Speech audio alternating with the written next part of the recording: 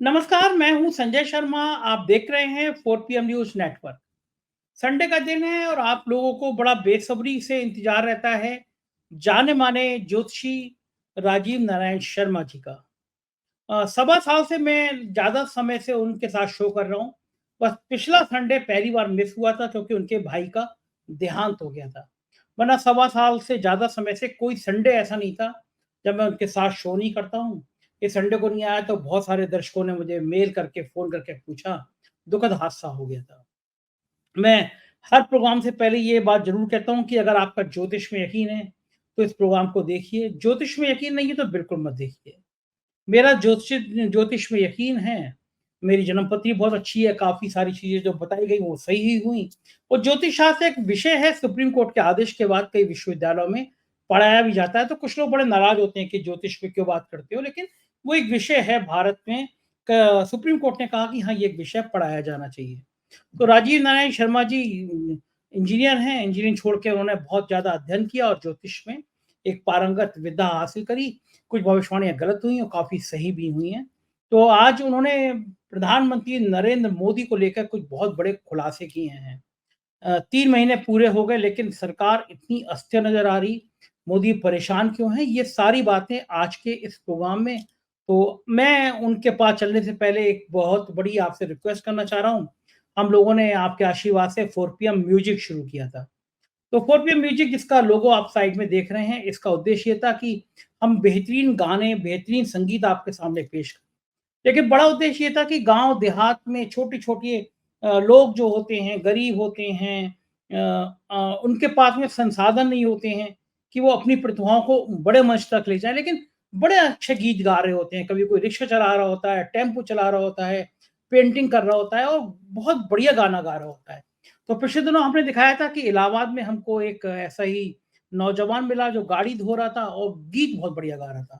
हमने उसका 4 PM music पे उसका गाना लोड किया जिसका ये लिंक आप साइड में देख रहे हैं और बहुत लोगों ने पसंद किया। लगभग 2 लाख लोगों ने इसको गाने को देखा और हज़ारों कमेंट किए कि बहुत अच्छा इस युवक में है, काश इसको कुछ जगह मिल पाती। तो आपकी खुशखबरी के लिए बता दूँ कि इसको हम मुंबई ले गए। मुंबई में हमने इसको ले जाके इसको रियाज़ कराया, एक नया गीत लिखा और क्या-क्या हुआ उसका ये आप इस लिंक में आप देख सकते हैं। 4 PM म्यूज़िक में जाइएगा प्लीज़। इस नौजवान की खातिर उस चैनल को सब्सक्राइब करिएगा। इसके संग कैसे हम तैयारी करा रहे हैं इसको, उस स्टूडियो में ले जाके एक गीत इससे गवाएँ, जहाँ बड़े-बड़े लोग स्टूडियो में गाते हैं। तो हम कुछ नहीं हैं, हम एक मोहरा हैं, माध्यम हैं। भगवान को जिससे जो काम कराना होता है, जिसको जहाँ पहुँचाना होता है, ईश्वर वहाँ पहुँचा देता है। लेकिन अगर माध्यम आप बनते हैं तो ये ईश्वर का धन्यवाद। इस नौजवान को गाड़ी धोते-धोते बम्बई के स्टूडियो तक पहुँचना था, इसकी तकदीर में लिखा था, बस माध्यम हम बन गए। भगवान ने हमें इसके लिए पात्र चुना, इसकी बड़ी मेहरबानी। हम चाहते हैं कि इसका कब जो गीत 8 या 10 दिन में अंदर हम रिलीज़ कर देंगे इसका गीत, तो इसका गीत पूरी दुनिया में फैले। लोग देखें कि कैसे मोटरसाइकिल धोता-धोता एक आदमी बम्बई पहुँचता है, बम्बई के स्टूडियो में पहुँचता है, फिर वहाँ पे गीत तैयार करता है। इस तरह की बहुत सारी प्रतिभाओं के हमारे पास मैसेज आ रहे हैं। गाँव देहात से लोग हमें भेज रहे हैं, संपर्क भेज रहे हैं। हम कोशिश करेंगे ज़्यादा से ज़्यादा ऐसी प्रतिभाएँ जो संसाधन के अभाव में दम तोड़ रही होती हैं, उनको मुंबई ले जाएँ, उनके गीत तैयार करें। जितना हम कर सकते हैं, जितनी हमारी हैसियत है, जितनी हमारी कोशिश है, हम ऐसी सब प्रतिभाओं को एक जगह देंगे। तो मैंने राजीव जी की बातचीत सुनने से पहले अपनी बात रिक्वेस्ट की कि उस म्यूजिक 4 PM म्यूजिक को ज़रूर आप सब्सक्राइब कर लीजिएगा, जॉइन कर लीजिएगा और बच्चे की इस नौजवान की ज़रूर हिम्मत बढ़ाइएगा। चलते हैं राजीव जी के पास रिक्वेस्ट है कि 4 PM को भी सब्सक्राइब और जॉइन करना ना भूलें। चलिए राजीव जी की बात सुनते हैं। 4 PM न्यूज़ नेटवर्क में स्वागत है राजीव जी। बहुत दर्दनाक घटना घटी आपके परिवार में, आपके भाई की मृत्यु हो गई और दर्जनों फ़ोन मेरे पास संडे को आए कि आज राजीव जी का प्रोग्राम नहीं आया। तो मैंने हुँ। उनको बताया कि एक हादसा हो गया, राजीव जी के भाई का देहांत हो गया, ईश्वर उनको उनकी आत्मा को शांति प्रदान करे। और ये 1 साल में पहली बार ऐसा हुआ कि हम लोगों का शो नहीं गया, सवा साल में। पहली बार ब्रेक हुआ है। वरना सवा साल से हर संडे को हम लोग बात करते थे और लोग हो जाता था। खैर वो तो विधाता के हाथ में होता है जिसकी जितनी आयु। और बात शुरू करते हैं राजीव जी, बातचीत शुरू करते हैं। 3 महीने हो गए सरकार को, मोटा-मोटा 3 महीने हो गए और किसी ने सोचा नहीं था कि ये 3 महीने में मोदी जी का इतना बुरा हाल हो जाएगा। इतने रिवर्स गियर में आ जाएंगे। 10 सालों में गिने चुने फैसले पर वो कंप्रोमाइज करते थे। 700-800 किसान मर गए, मोदी जी ने कंप्रोमाइज नहीं किया। लेकिन जब चुनाव आए और लगा कि किसान बैंड बजा देंगे, तो उन्होंने कहा कि मेरी तपस्या में कोई कमी है, रह गई होगी, बिल वापस लिए। वरना आमतौर पे कोई चीज वापस नहीं लेते, जो कह दिया सो कह दिया। लेकिन 3 महीनों में तो लाइन लगा के उन्होंने अपने फैसले वापस किए, एक के बाद एक फैसले वापस किए। सरकार इतनी दबाव में आ गई, प्रेशर में आ गई, मोदी जी के कंधे झुके-झुके नज़र आने लगे, भले वो विदेश में जाके कहीं सिंगापुर में ड्रम बजा रहे हो, लेकिन 3 महीनों में बैंड बज गई है सरकार की। ये सारी भविष्यवाणियाँ आपने पहले कर दी थी, और जब उन्होंने शपथ ग्रहण ली थी, तो आपने कहा था कि सूर्यास्त के बाद राजा का शपथ लेना अपशकुन होता है। बहुत खतरनाक परिणाम इसके सामने आएँगे, और वो हम देख रहे हैं कि बहुत खतरनाक परिणाम उनके लिए, और आपने कहा था जनता को भी अनिष्ट भोगना पड़ेगा, तो जनता भी अनिष्ट भोग रही है। ये कैलकुलेशन थी कैसे आपकी कि मोदी जी जिस तरह शपथ लिए हुए हैं, इनके लिए बहुत बुरे दिन आएँगे? और क्या वाक़ई में अब ये दिन बुरे दिन खत्म होंगे, या अभी सिलसिला आगे भी जारी रहेगा? राजीव जी। हाँ, देखिए ये है आपके दर्शकों को दिखाइएगा, आपके पास है और इनको दर्शकों को देखिए। मोदी जी ने ये 9 जून 2024 को शाम को 7:23 पर वृश्चिक लगन में इन्होंने क्या नाम है ओथ ली थी। वृश्चिक लगन हालांकि स्थिर राशि है, लेकिन इस लगन पर क्या है, वृश्चिक लगन में कई लग्नेश छठवें भाव में है। और दूसरा बात है कि इस लगन के ऊपर 6, 8, 12 का प्रभाव है। हमने लगातार आपके प्रोग्राम में दर्शकों को बताया है कि जो ज्योतिष के अनुसार 12 भाव होते हैं हॉरोस्कोप के, उन 12 हाउस में 6, 8, 12, 6 हाउस, 8 हाउस, 12 हाउस, यही संकट है। इसी में सॉरी छठवें घर से रोग ऋण शत्रु, 8 अष्टम भाव से अचानक घटनाओं का घट जाना और मृत्यु भी वहीं से आती है। 12वां घर होता है नाना प्रकार के लॉस और ईडी, सीबीआई, इनकम टैक्स के छापे, ये 12वें घर से देखे जाते हैं। तो किसी के लगन पर अगर ये 6, 8, 12 का प्रभाव आ जाए, आराम से, अगर व्यक्ति विशेष की कुंडली है, तो मैं आपके दर्शकों की जानकारी के लिए बताता हूं कि उसकी अल्पायु होगी। अल्पायु, अब यहां पर सरकार की हम देख रहे हैं, तो इससे एक कंक्लूजन ये निकाला जा सकता है कि ये सरकार पूरा कार्यकाल पूरा नहीं कर पाएगी, क्योंकि 6, 8, 12 का प्रभाव इसके ऊपर आ गया। तो आप देख रहे हैं कि इसमें लगातार, और इसके अंदर सबसे बड़ी बात क्या था संजय जी, इनके 7वें भाव में इस कुंडली में बृहस्पति, बुध, सूर्य और शुक्र हैं, जिनके ऊपर जो है वो क्या नाम है, और इनके 5वें घर में राहु है, और राहु 5वां घर का पाप कर्तृ योग में भी है।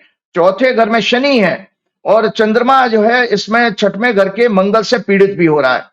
तो इसीलिए आप देखिए कि इस सरकार के लिए जो मैंने जितनी भविष्यवाणियां की थी, वो लगातार सच होती चली जा रही हैं। जैसे मैंने इसमें कहा था कि इनको भविष्य में कई संकटों के आने का योग है।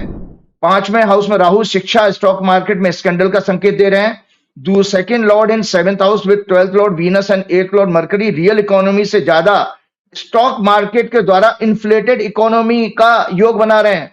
मतलब ये आप देखिए इनकी जो इकोनॉमी है, जिस तरह से शेयर बाजार भाग रहा है। और अभी आप देखिए शुक्रवार निकला है, और जैसे ही वो माधवी पुंज के बारे में एक और कांग्रेस का प्रेस कॉन्फ्रेंस टॉपिक पे भी मैं अभी आऊंगा, खुलासा किया, तो धड़ाम से बाजार 1100-1200 पॉइंट गिर गया, लाखों करोड़ रुपए का नुकसान हो गया। और 2 दिन से थर्सडे एंड फ्राइडे को बाजार गिरा है, और जो है इन्वेस्टर भाग रहे हैं, क्योंकि लगातार खुलासे होते जा रहे हैं। उसमें जा रहा हूं, तो मैंने आपको बताया कि इस पूरे एक 3 महीने में, बिल्कुल ठीक एग्जैक्टली आज 8 सितंबर है, तो पूरी तरह से 3 महीने हो गए मोदी जी को।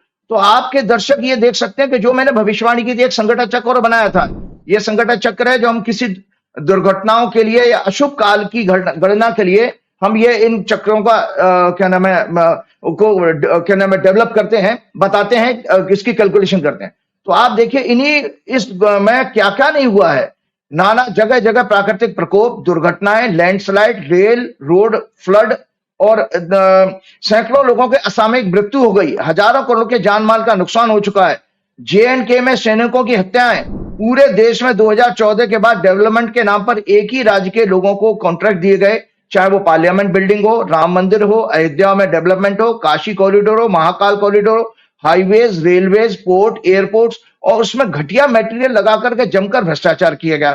परिणाम स्वरूप एक एक करके ये ध्वस्त होते हुए नजर आ रहे हैं। और अभी लेटेस्ट इनके आप देखिए जिसमें मोदी जी को महाराष्ट्र में जाकर के माफी मांगनी पड़ी, और ये सब चुनाव के कारण मांगी गई है। चुनाव के कारण मांगी गई है माफी। वैसे उनका कोई हृदय तो माफी वाला है ही नहीं, आप जानते ही हैं कि लेटेस्ट एग्जांपल महाराष्ट्र में मराठा गौरव छत्रपति शिवाजी महाराज की 15 फीट ऊंची मूर्ति का गिरना और डैमेज होना, जिसका उद्घाटन मोदी ने सिर्फ 1 वर्ष पूर्व किया था। ऐसा ही समाचार राम मंदिर की छत टपकने का हुआ, हनुमान जी की एक मूर्ति वहां खंडित हो गई। महाकाल कॉरिडोर में भी आपको संजय जी याद होगा, सप्त ऋषि 7 ऋषियों की, हमारे वैदिक शास्त्रों के अनुसार 7 ऋषि प्रमुख माने गए जिनकी हम संतान है। वो सप्तऋषियों की पूरी एक आंधी तूफान में सारी मूर्तियां उड़ गई, और वो किसी गुजराती ठेकेदार ने बनाई थी।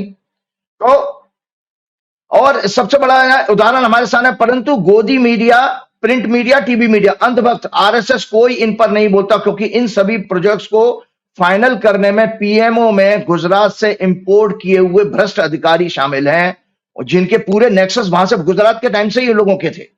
और नरेंद्र भाई, अमित भाई के मित्र, सहयोगी सरकार, कॉर्पोरेट मीडिया के इस नेक्सस में शामिल हैं।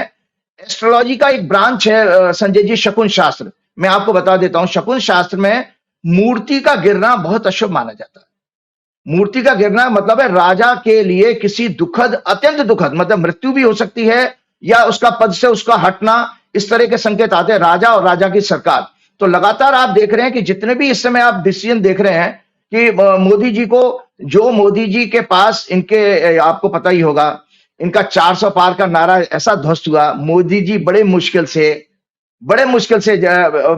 वाराणसी की सीट जीते हैं। वो एक अपमानजनक जो है उनकी जीत है, और उनको वहां रोड शो के दौरान एक चप्पल भी फेंकी गई उनके ऊपर, जो आज तक भारत के राजनीतिक इतिहास में कभी किसी प्रधानमंत्री के साथ नहीं हुआ।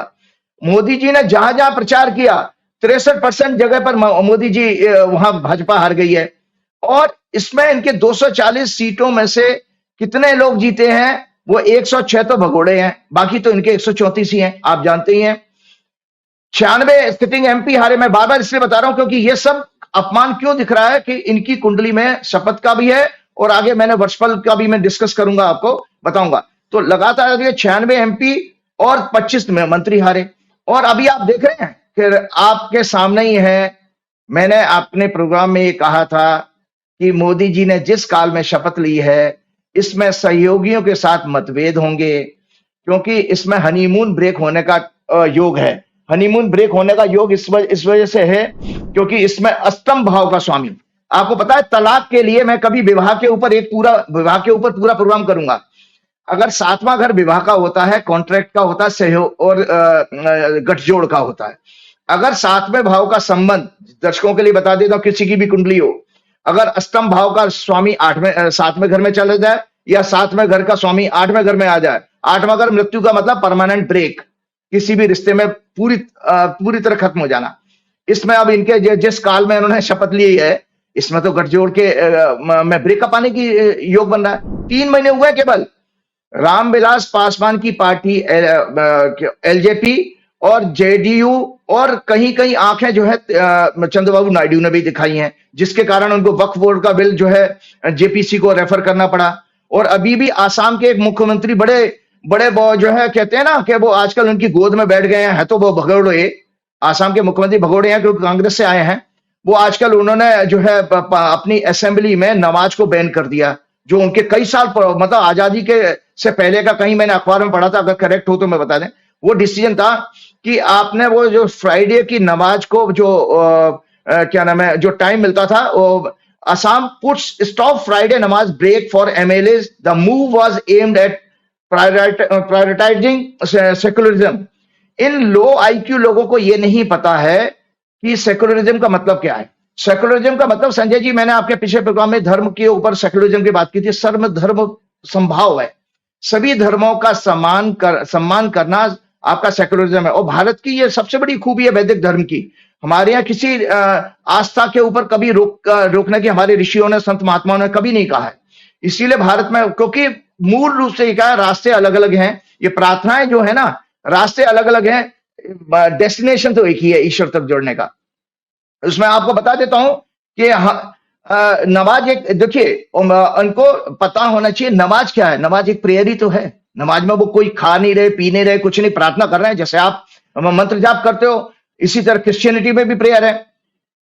नमाज एक प्रार्थना है जो आत्मा को सशक्त बनाने के लिए की जाती है। किस लिए प्रार्थना कर दी जाती है? आत्मा को सशक्त बनाने के लिए, जिससे हम एक अच्छे दया, करुणा, प्रेम, मैत्री, सेवा वाले व्यक्तित्व के स्वामी बनकर एक अच्छे समाज और राष्ट्र का निर्माण करें। इसीलिए सभी पंथों, सेक्स, रिलीजन में इसको उनका प्राण माना गया है। माने आपको पता है, प्रार्थना किसी भी धर्म का प्राण है और प्राण के बिना आपका जीवन नहीं है, और आप उसको बंद कर रहे हो। तो इसीलिए अभी आपने देखा कि एलजेपी ने और जेडीयू ने इस पे ऑब्जेक्शन लगाया कि ये आसाम के मुख्यमंत्री को ऐसा नहीं कहना चाहिए। तो लगातार आप ये देख रहे हैं कि क्यों हो रहा है। और फिर अभी जो टिकट डिस्ट्रीब्यूशन हुआ है जेएंडके में, और बीजेपी में ने अभी टिकट अनाउंस किया, हरियाणा में भी, उसमें संजय जी 67 जो पहली लिस्ट आई थी, 67 में से 38 भगोड़े हैं। तो वहां पे विद्रोह हो गया।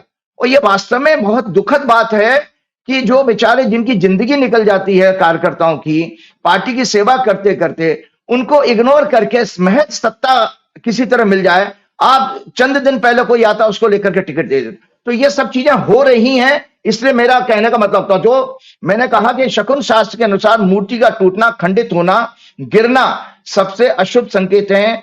इसके अनुसार आने वाला समय राजा के शासन का अंत, अकाल मृत्यु और प्रजा को नाना प्रकार के कष्टों, आदि दैविक, आदि भौतिक, आध्यात्मिक, आदि ताप के तकलीफों का सामना करने का संकेत दे रहा है। 3 प्रकार के कष्ट होते हैं, आदि दैविक, आदि भौतिक और आध्यात्मिक। अब आप देखिए 3 महीने से भी इस कम समय में हम क्या देख रहे हैं, पिछले लगातार एक ही टॉपिक जा रहा है, सेक्स क्राइम के ऊपर पूरा अखबार भरे पड़े हैं।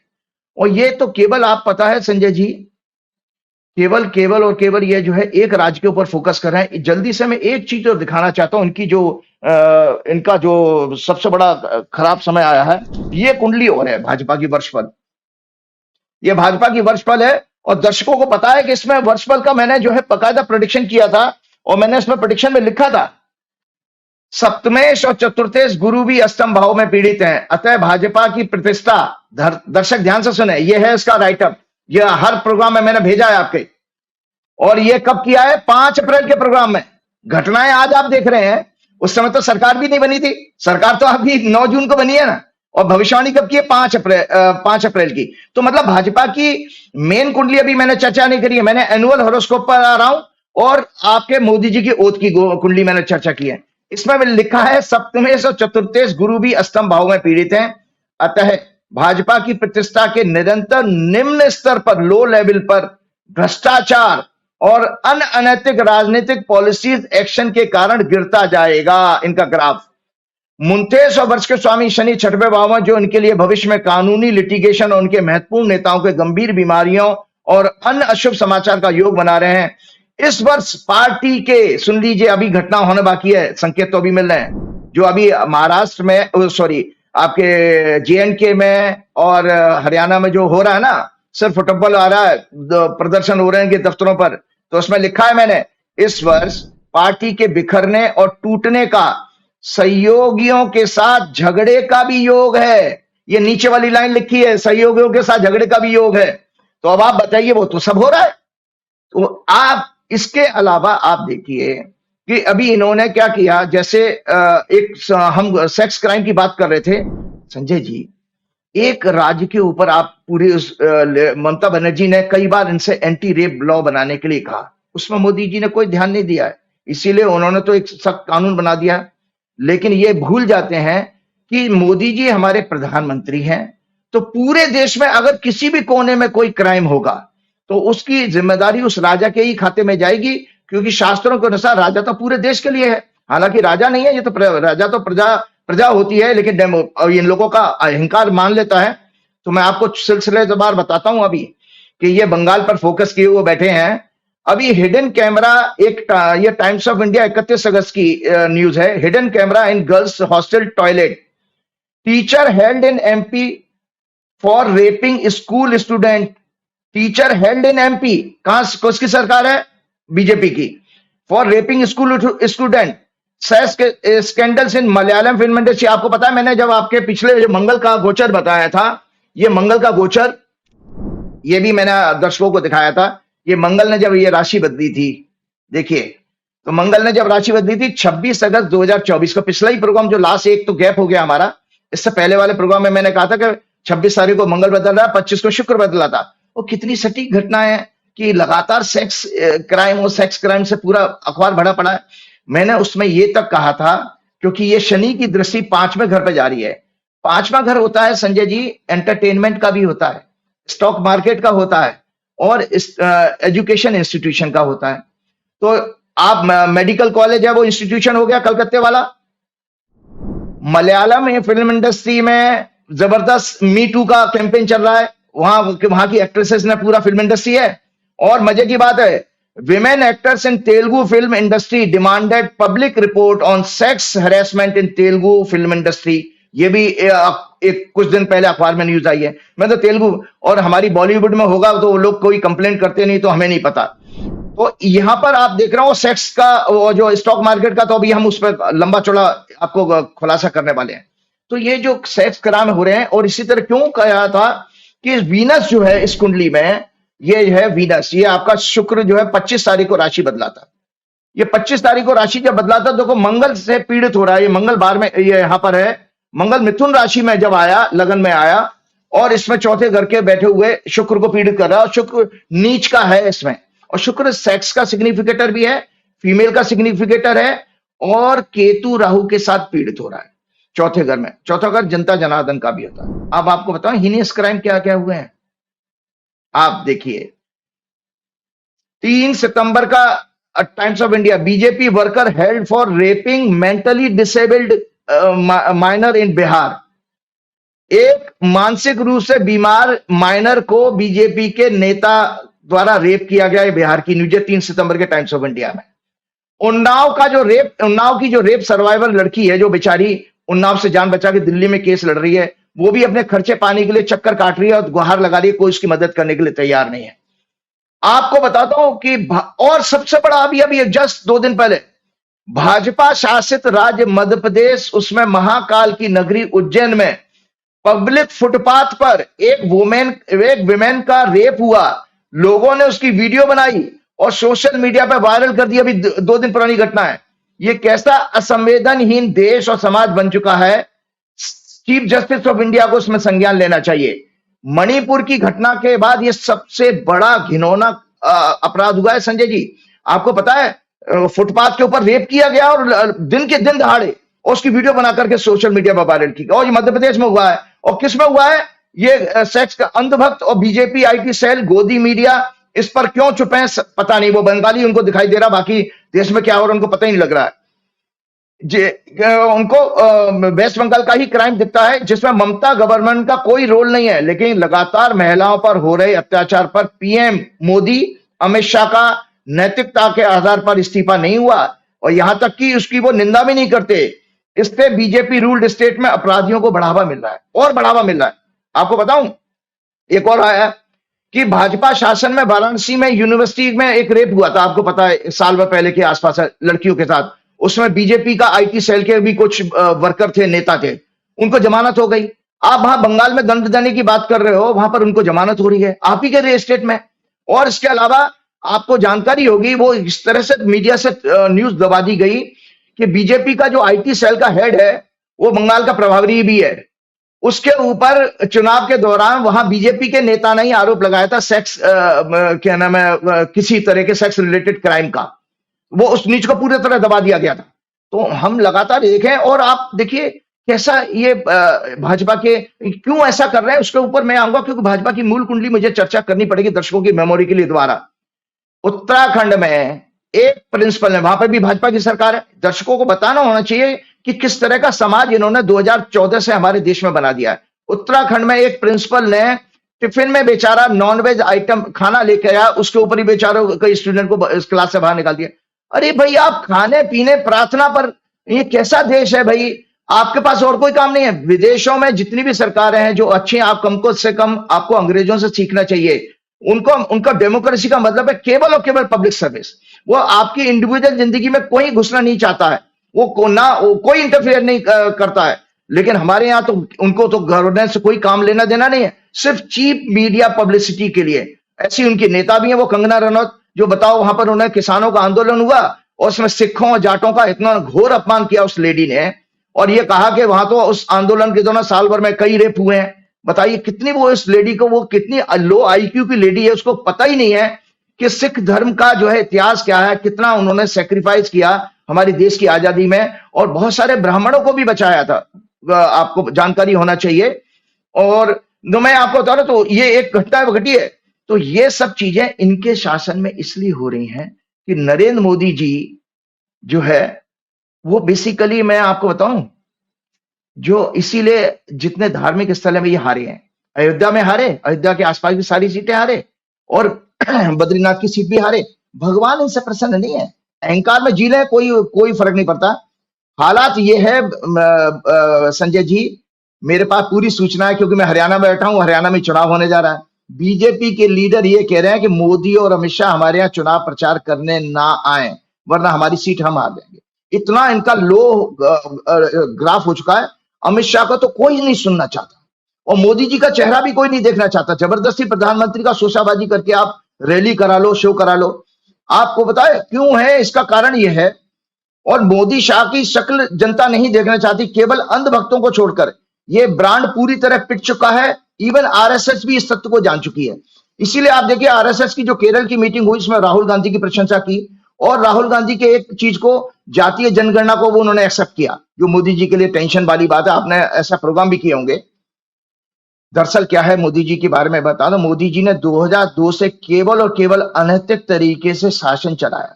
विपक्ष को कमजोर, इनका जानते हैं स्टाइल ऑफ फंक्शनिंग क्या थी? क्योंकि मैंने रिसर्च की थी, और आपके लखनऊ में मैंने तो ओपन प्रोग्राम में कहा था कि मेरी जितनी बड़ी रिसर्च है अच्छे अच्छे पॉलिटिशियंस की नहीं है इनके बारे में।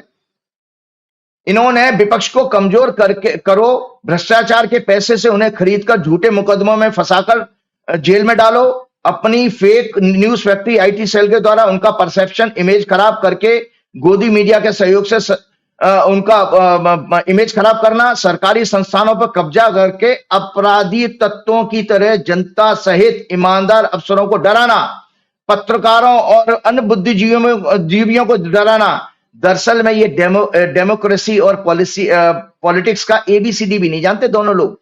ये दरअसल ये जमीन के नेता हैं ही नहीं। इनकी ये कोई, देखो, ग्रास रूट से तो उठे हुए नहीं है। ये बेसिकली जो हमारे डे टू डे लाइफ में हम कहते हैं ना संजय जी, फिक्सर होता है, फिक्सर जो दलाल की तरह से काम करता है। ये उस तरह के व्यक्तित्व के लोग हैं दोनों के दोनों लोग। इनकी पॉलिटिक्स इसी तरह की है। ये फिक्सिंग करते हैं, इधर से उधर, उसको बैठाओ उसको बैठाओ। तो ये इस तरह से नहीं है, कभी आगे बढ़ नहीं सकते। और अब इनका काल इनको दंड देने वाला है, वो मैं आगे बता रहा हूं, क्योंकि ये जमीनी राजनीति से डेवलप नहीं हुए हैं। ये दोनों अंदर से बहुत डरपोक है। मैंने आपके प्रोग्राम में कहा था संजय जी कि ये दोनों बहुत अंदर से डरपोक हैं, और उसी डर के कारण ये सत्ता पर अनएथिकल तरीके से कब्जा करके अपनी जान बचाना चाहते हैं। ये दरअसल सत्ता पे इसलिए रहना चाहते हैं इनकी जान बच जाए, वरना इनको खुद को पता है इनका हश्र क्या होगा, जनता क्या करेगी।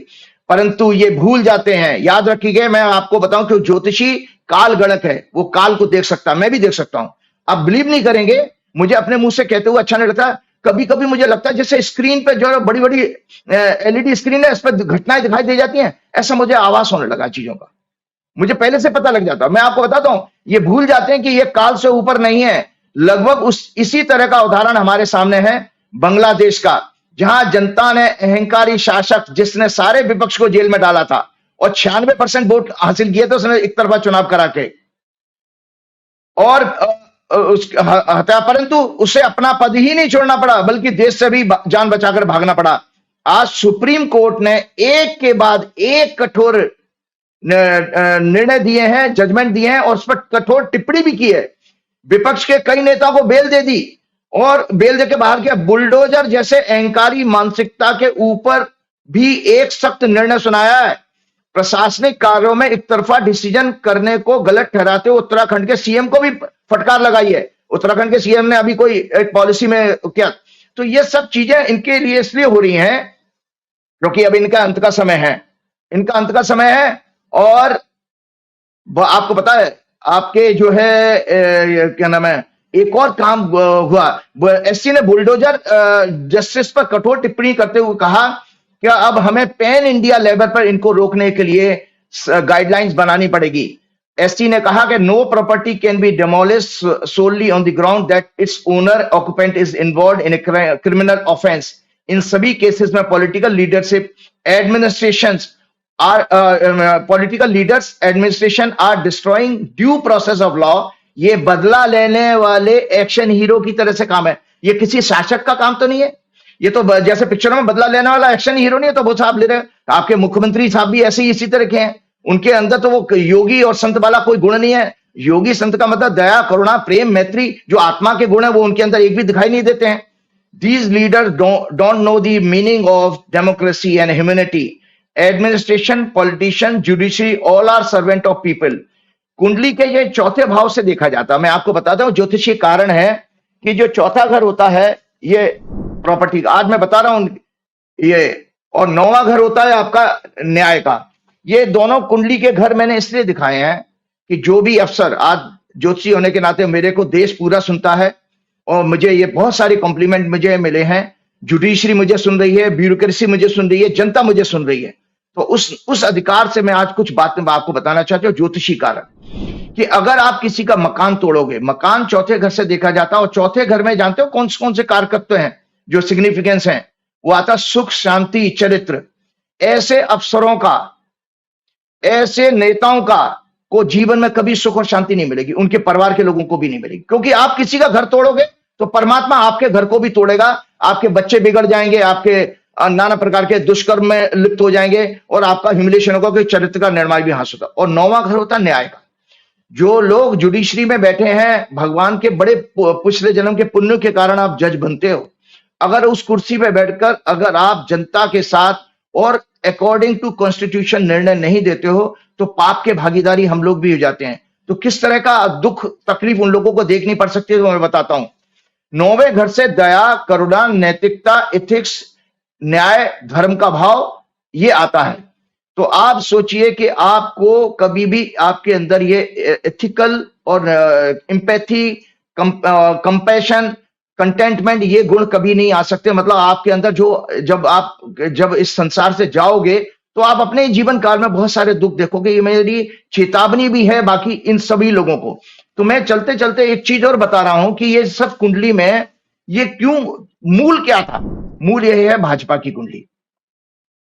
भाजपा की कुंडली मैंने हर प्रोग्राम में इसलिए चर्चा करता हूं कि ये मेरा कोई द्वेष तो है नहीं किसी नेता से, मैं इसी पार्टी को मैं ये देखता हूं। और बहुत सारे लोगों ने मेरे को ये बहुत कहा कि सर आचार्य जी आपने बहुत अच्छी रिसर्च की, क्योंकि हमने 10 साल केवल भाजपा कांग्रेस की कुंडली पे ही काम किया है। तो हमें जैसे कहना टिप्स पर इंफॉर्मेशन आ जाती है।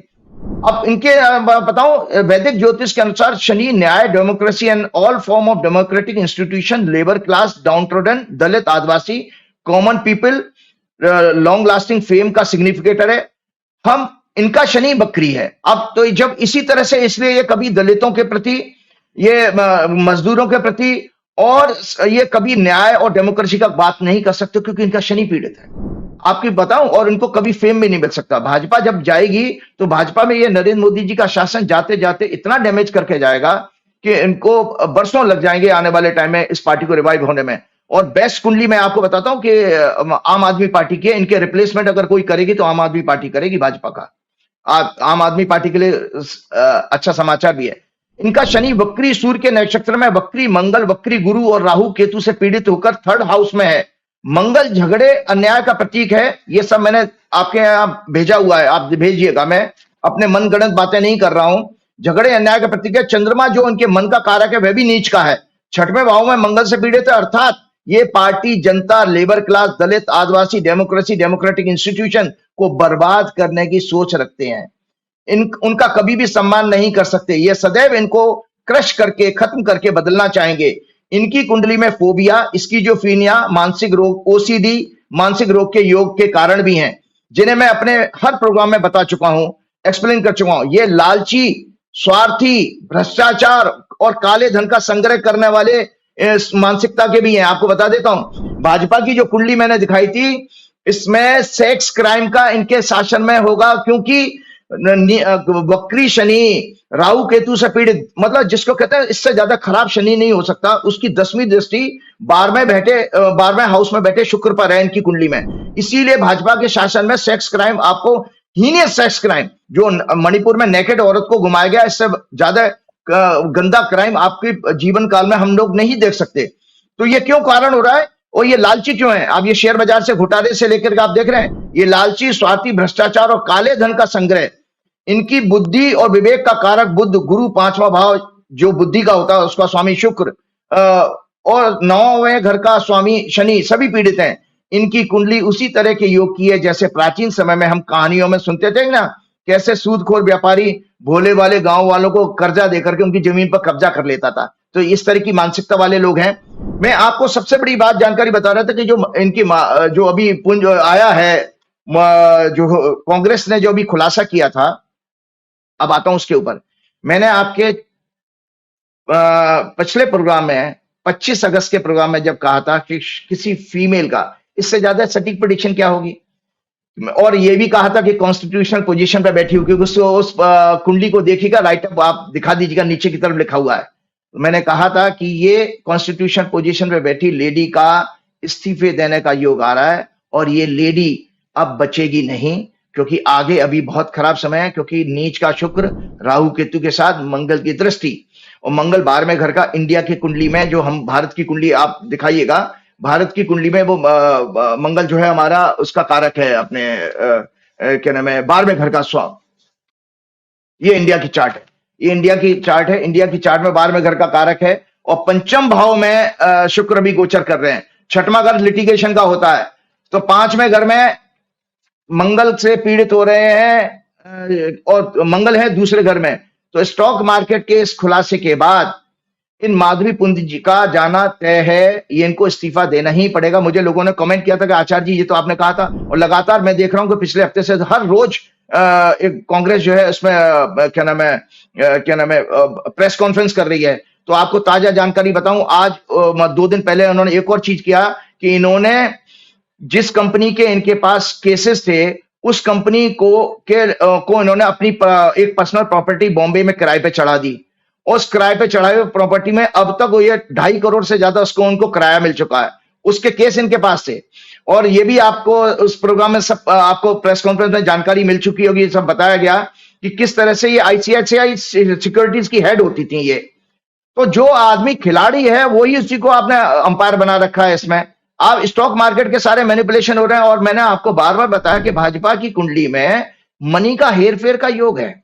आपका तीसरा घर होता है एफर्ट्स का, पुरुषार्थ का, और सेकंड लॉर्ड वहां पर भाजपा की कुंडली में सेकंड लॉर्ड है आपका मिथुन लगन की कुंडली है, चंद्रमा, वो नीच का है, वो मंगल से पीड़ित हो रहा है, पैसे ट्रांसफर का योग है। ये पार्टी पूरी तरह से लिप्त है। जब ये हटेगी सरकार केंद्र से, तब आप संजय जी जानिए इतना बड़ा खुलासा होगा कि आजाद भारत में इससे बड़ा भ्रष्टाचार कभी ना हुआ, ना कभी सोचा होगा।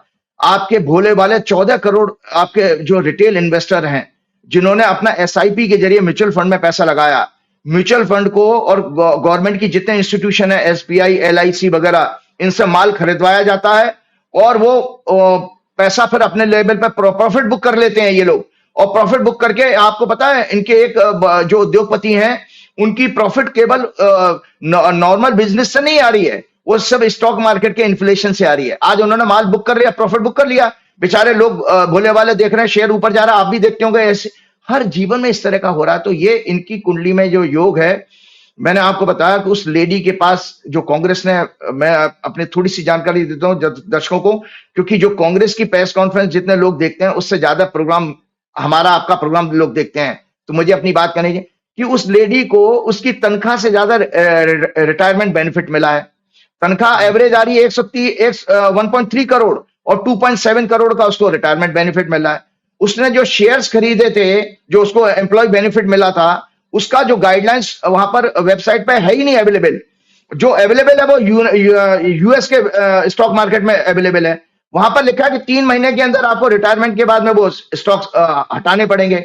इससे पहले भी जितने सेबी के चीफ हुए हैं, उन्होंने अपना डिस्क्लोजर दिया है, और या तो अपने किसी ट्रस्ट को उन्होंने वो ट्रांसफर किए हैं, लेकिन रखे नहीं है। अब आप सोचिए कि जब ये मैडम जब आई थी, तो आईसीआईसीआई बैंक का, मैं बताता हूं जानकारी के लिए, मैं भी खरीदता रहता हूं। जब ये मैडम आई थी 2017-18 में आई थी, तो आईसीआईसीआई बैंक का शेयर 350-400 रुपए के पास होता था। इन्होंने बेचा कब है? जब 1200 रुपए का हो गया। तो आपने ये कॉन्फ्लिक्ट ऑफ इंटरेस्ट हो गया ना, सीधा सीधा भ्रष्टाचार आप उस पद पर बैठ करके कर रही हैं। तो ये सब चीजें आ रही हैं, और इसका खुलासा, और आपको बता दो, इतिहास उठा के देख लीजिए, दर्शक हमारे जानते हैं, हमारा पौराणिक इतिहास क्या है कि जब भी किसी बड़े राक्षसी प्रवृत्ति के, मैं राक्षसी प्रवृत्ति कह रहा हूं, राक्षस नहीं कह रहा हूं, दर्शक सुन लें, किसी भी राक्षसी प्रवृत्ति के शासक जो रूलर होता है उसका अंत होता है, उसमें स्त्री का इन्वॉल्वमेंट आता है। बिना स्त्री के इन्वॉल्वमेंट के नहीं आया। जैसे रावण मरा तो सीता जी थी, द्रौपदी के कारण महाभारत हो गया, और कंस अपनी बहन के पुत्र को टारगेट कर रहा हुआ।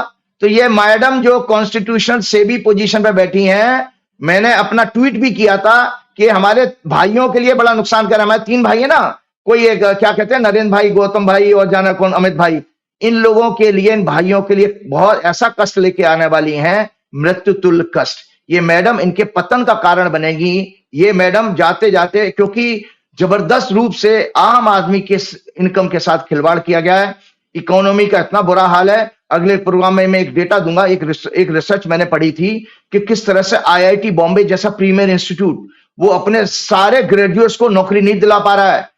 उसके 14-15 मिलियन आपके ग्रेजुएट्स होते हैं। जब वो उसमें लिखा था रिपोर्ट में, जब आईआईटी का इंजीनियर अगर नौकरी नहीं मिल सकती उसको, तो सोचिए कि इतनी पूरी देश भर में जो ग्रेजुएट आ रहे हैं कई मिलियन के रूप में, उनको कहां से मिलेगी। तो ये रियल इकोनॉमी का आपका है। चलते चलते मैं आपको बताऊं, हनुमान जी की भक्ति के साथ साथ और आपको बताता हूं, इसका कारण यह है क्योंकि ये लोग राम राज की बात करते हैं। शर्म इसमें आनी चाहिए, तो मोहन भागवत को और आरएसएस को भी आनी चाहिए, क्योंकि वो ये नहीं जानते हैं कि उनकी शाखाएं तो लोग जाएंगे नहीं, बल्कि उनके प्रचारकों का गांव देहात में जाना भी मुश्किल हो जाएगा अगर इस अनैतिक पार्टी का वो लंबे समय तक सहयोग करते रहे। उनको वो देखिए, उन्होंने सामाजिक न्याय के लिए बहुत अच्छा काम किया है। आदिवासी क्षेत्रों में भी आरएसएस ने बहुत अच्छा काम किया, ये मेरी जानकारी में भी है। लेकिन इन पापियों को साथ देने से उनकी प्रतिष्ठा पूरी तरह से ध्वस्त हो रही है। ये रामराज की बात करते हैं, लेकिन रामराज का चलते चलते बता देता हूं। रामराज में प्राकृतिक प्रकोप, अकाल मृत्यु, चोरी, महिलाओं और कमजोर वर्ग पर अत्याचार नहीं होते थे।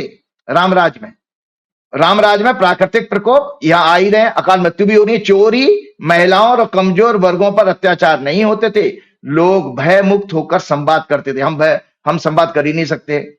रोग महामारी नहीं आते थे। ब्राह्मणों आचार्यों का सम्मान होता था। सभी वर्ग, सभी प्राणी प्रसन्न चित्त और आनंदित रहते थे। यहां पर आप समाज की बांटने की बात करते हो, किसी का टिफिन में देख रहे हो झांक करके कि वो टिफिन में क्या खाने की चीज लेके आया है, और किसी को कह रहे हो वो प्रार्थना कर रहा है, उसको रोक रहे हो कि तुम प्रार्थना नहीं करोगे।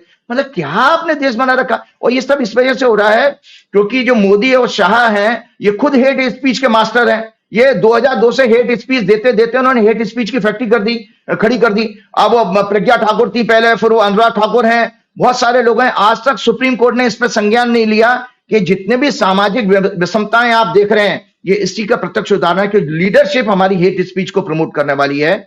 चलते चलते मैं आपको कहूं कि अष्ट सिद्धि नौ निधि के दाता, असबर दीन जान की माता। तो 8 सिद्धियां मैं हनुमान जी की चलते चलते बता दूं दर्शकों। पहले कभी मैंने कहा भी था, हनुमान जी को जो सीता जी ने जब वो अशोक वाटिका में मिले थे तो उनको वरदान दिया था 8 प्रकार की सिद्धियों का और 9 निधि, मतलब 9 प्रकार की संपत्ति का। सिद्धियों का अर्थ होता है अंग्रेजी में सुपर नेचुरल पावर। आपके पास इनॉर्मस ऐसे टैलेंटेड गुण आ जाते हैं जिससे आपका व्यक्तित्व हनुमान जी की तरह विशाल हो जाता है। विशाल का मतलब वो ऐसे नहीं था कि आसमान में उनका सर चला जाता था ना, व्यक्तित्व का एक्सपेंशन है वो। तो हनुमान जी को 8 प्रकार की सिद्धियां थी। अणिमा का मतलब होता है, अणिमा पहली सिद्धि है, योग शास्त्र में भी इसका वर्णन है, सूक्ष्म हो जाना। अंग्रेजी में कहेंगे ह्यूमिलिटी। आप सूक्ष्म कैसे हो जाते हैं, आप इनका बड़े पद पर बैठे हो और बड़े पैसे वाले हो, अगर आप बेनम्र हो तो सूक्ष्म हो गए ना आप। तो humility, power to abandon ego, ये अणिमा का हो गया मॉडर्न कंटेस्ट में। महिमा, विशाल रूप धारण करना। विशाल रूप धारण करने का मतलब मॉडर्न कंटेस्ट में हम कैसे बात करेंगे, expansion of thoughts, personality from I to we, I से वी में बदल जाए। आई तो एक डंडा लगता है ना, खड़ा डंडा। गरिमा, भारी हो जाना। Depth, power to take more responsibility. लगिमा, हल्का हो जाना, not to take credit of X. Modi ji तो हमेशा अपनी महिमा मंडन कराते रहते हैं। लगिमा का मतलब है हल्का हो जाना। जब आप क्रेडिट लेते हो तो आप भारी हो जाते हो। और जब आप निष्काम कर्म जिसको कहते हैं, जब आप निष्काम करके तो भाई मैंने तो नहीं किया, भगवान ने किया, मैंने नहीं किया, संजय जी ने किया। तो ये सब चीजें जब आप दूसरे को क्रेडिट देने लगते हो आप हल्के हो जाते हो। लगिमा है ये। प्राप्ति, इच्छित वस्तु को प्राप्त करना, पावर टू अचीव डिजायर्ड गोल। छठवीं है हनुमान जी की जो सिद्धि, प्रकाम, जैसा चाहे वैसा रूप बदलना, power to conceive, visualisation and change according to circumstances, ये प्रकाम सिद्धि है। ईशुत्व, सातवीं जो है सिद्धि है, शासन करना, leadership quality, power to rule, governance, administrative power, ability, ये हनुमान जी के अंदर भी थी, बहुत ज्यादा। और आठवीं है वशिष्ठ, वश में कर लेना, वो होता power to mould others through soft speech, attitude, controlling of people, ये आपकी वशिष्ठ होते हैं।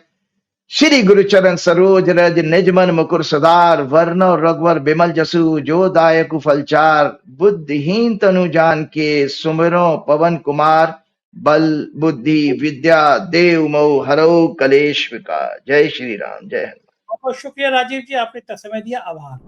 तो ये थे राजीव नारायण जी, और आपने सुना कितनी बेबाक तरीके से ज्योतिष शास्त्र बता रहे थे कि क्या होगा सरकार का भविष्य। मुझको यकीन है ये चर्चा आपको पसंद आई होगी। चैनल के संग अपना प्यार बनाए रखिएगा। बहुत बहुत शुक्रिया, थैंक यू।